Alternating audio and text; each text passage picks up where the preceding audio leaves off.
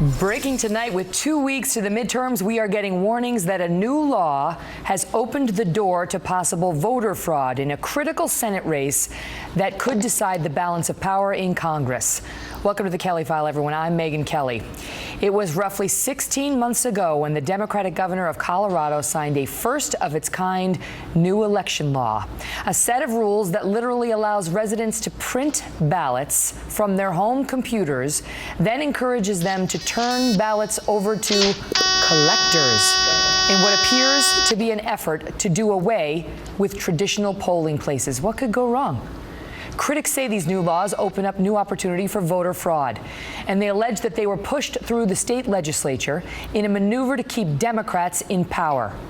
All of this and much, much more has just been documented in a brand new film called Rocky Mountain Heist. I'm going to show you the trailer, and then Michelle Malkin. Here, watch. The Republican Party is controlled by a bunch of bigots. Many of these people are multi-billionaires. The only way the bigots are going to learn is if we take their power away from them.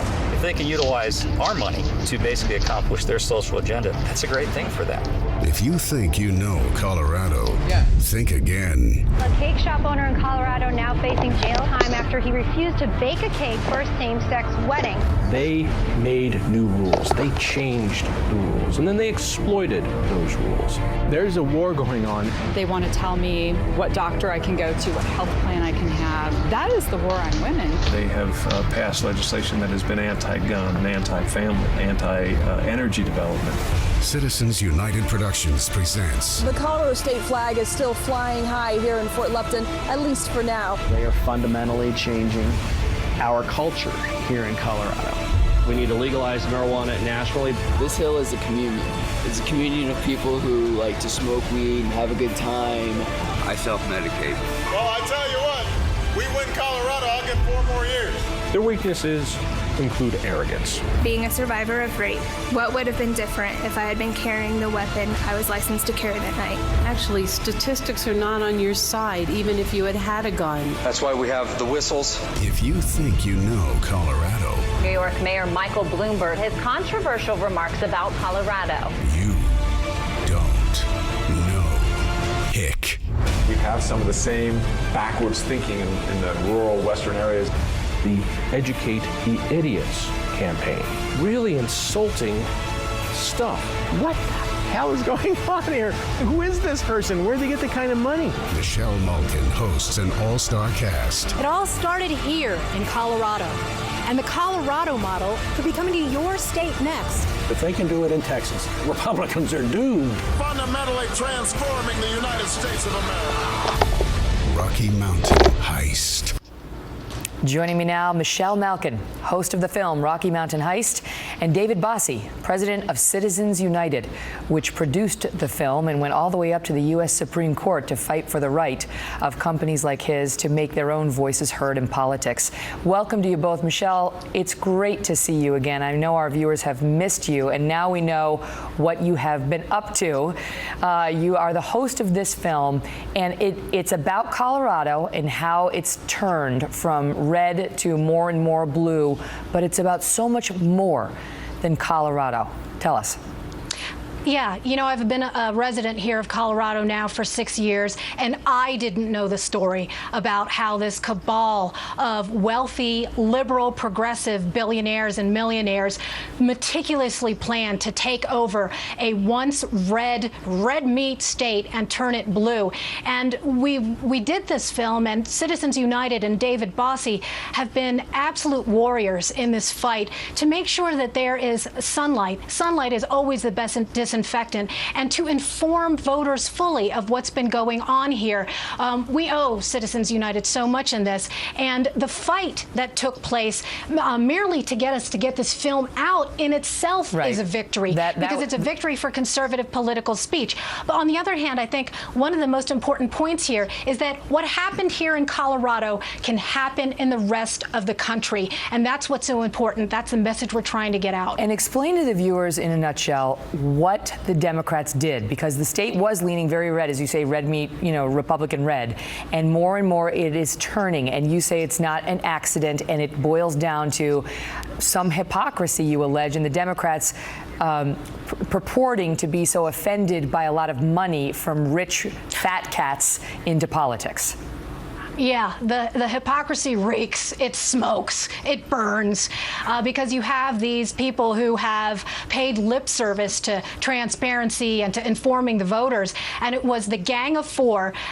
It was Jared Polis, Tim Gill, Rut Bridges, and a very cryptic, wealthy medical device heiress, Pat Stryker, who all coordinated behind the scenes, behind closed doors, and used a lot of very shady nonprofits that have all these noble sounding names that include progress and democracy and transparency, while they were plotting to take over our state legislature. And what happened, and what we feature in the film, are firsthand testimonies from many of the victims. Some of them, of course, veteran Republican lawmakers who had the literal political rug pulled out under them. Traditional sleepy races, school board races, and state legislative races where hundreds of thousands of dollars from unknown donors were poured in these races to target them and turn the legislature blue. And that's how it started at the state level, sort of from the ground up, to try to change the political makeup and the color, red and blue color of the state. Here's a soundbite from the movie that I want the audience to. This is soundbite number 3 that speaks to the money issue now taking place in progressively blue Democrat Colorado. Watch. It turned out it was an intern that the leftist think tank had working for them. And I spoke with him. He said, I keep seeing all these people coming into our offices. The Democratic leadership from the legislature, these rich guys that are coming in, the trial lawyers are coming in, they keep coming in and meeting. And afterwards, I have to clean up the room, and I'm seeing these documents, and I was scared to death. One document exposes apparent arrogance and even contempt CODA had toward voters. Plans for an Educate the Idiots campaign. The memo states the AFL-CIO would be tasked to educate the idiots, and clearly labels one so-called idiot group minorities. Explain what we're seeing there, Michelle. Yeah, well, this is how these progressive architects and engineers talk about their own constituency behind their back. And it's not just conservatives and Constitution-loving Republicans who should be offended by it. This is how they strategize. And, they don't just demonize their opponents. This is how they talk about their own people. Educate the idiots. And those were documents that were obtained. CODA, which I mentioned in the film, is the Colorado Democracy Alliance. And this is the infrastructure. This is the vast network that has been formed not only as a result of the Gang of Four's collusions in Colorado, but at the national level. The sort of sister organization, the Democracy Alliance, is considered the new center of gravity for influencing elections, ballot boxes, and policy fights all across the country. It's happening in Texas and Virginia and Maine and everywhere, and people need to know about it. All right, and now that's the question I have for you, David. So as somebody who went all the way up to the U.S. Supreme Court to fight for corporations' First Amendment rights to be heard, and that decision in your favor has opened a lot of floodgates in terms of money in politics. How can you be critical to those who say this is hypocritical of you to come out and in essence criticize all this money in Colorado politics, state and federal? Shouldn't you be out there defending this? Well, Megan, I have no problem with people spending money and making their voices heard. What Michelle uncovers in this film, and our director and writer, Jason Meath, did a tremendous job working with her. It really uncovers these 4 individuals who really use the dark shadows to hide in. They didn't want transparency. Personally, I don't care about whether or not they spend money in politics. I do care that they attack me for what we do. And then they're the hypocrites in this issue. Because little by little, if they maintain control, if they gain control of the state legislatures, the power then rises up and they start to gain national prominence in federal positions. Michelle, I want to ask you this. This news about this change in the Colorado voting law, which took place under Democrat-controlled, legislatures and governor. Is it really as dramatic as they say? Can you really move to Colorado, visit Colorado basically for 21 days, and on day 22 register to vote on voting day online?